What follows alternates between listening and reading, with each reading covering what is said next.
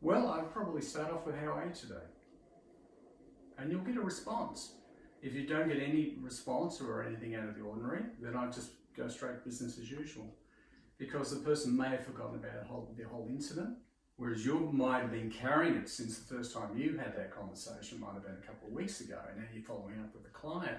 Often the client might have forgotten about it. They might have moved on. So probably best to just start with the conversation, just say, Mr. and Mrs. Jones, how are you today? We need to talk about A, B, C, D, and E.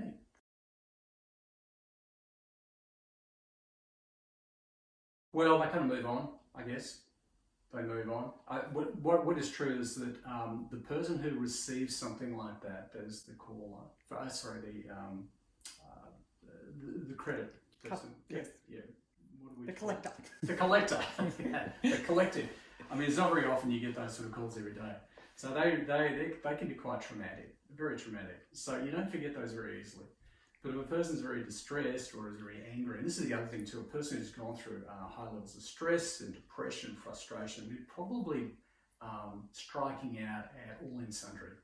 So this is where we get sort of, I wouldn't say irrational behaviour, but yeah, that probably falls into that category. And they may not have remembered so much what they said or how they said it, or they may have, but generally I think the person who's going to be carrying the load the most is going to be the collector who actually does the second call. And they're going to wonder, what the person's going to say.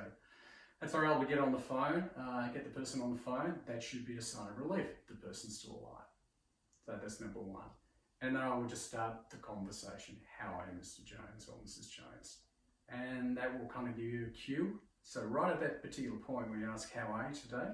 You'll get a sense. And if it's like business as usual, then you continue business as usual.